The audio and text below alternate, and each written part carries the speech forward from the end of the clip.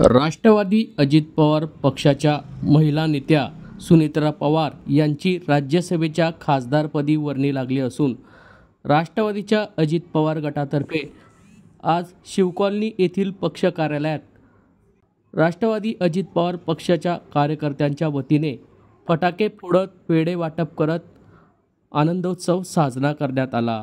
आज दिनांक 19 जून रोजी दुपारी 12 वाजता राष्ट्रवादीच्या कार्यकर्त्यांतर्फे आनंदोत्सव साजरा करण्यात आला असून सुनेत्रा पवार यांची मंत्रिपदी वर्णी लागावी अशी इच्छा राष्ट्रवादी अजित पवार पक्षाच्या कार्यकर्त्यांनी यावेळी व्यक्त केली आहे।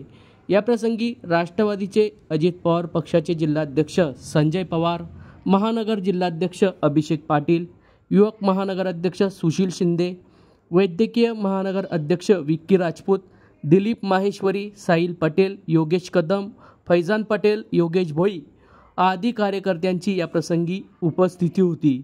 या संदर्भात राष्ट्रवादी अजित पवार पक्षाचे महानगर अध्यक्ष सुशील शिंदे नेमकं काय बोलले आहेत ते जाणून घेऊयात। दादा, काय सांगणार? सुनेत्रा पवारांची राज्यसभेवर खासदारपदी निवड झालेली आहे, आज तुम्ही आनंदोत्सव साजरा केलाय, काय सांगा? नक्कीच आमच्या आदरणीय सुनेत्राताई यांना राज्यसभेवर बिनविरोध निवड झाली, त्या संदर्भामध्ये त्याबद्दल आज आम्ही आनंद उत्सव व्यक्त केलेला आहे। तरी भविष्यामध्ये आमच्यासारख्या सामान्य कार्यकर्त्यांची इच्छा आहे की त्यांना मंत्रिपद मिळावं, परंतु आमच्या महायुतीचे जे वरिष्ठ नेते आहेत त्यांचा जो निर्णय असेल तो आम्हाला सर्वांना मान्य राहील।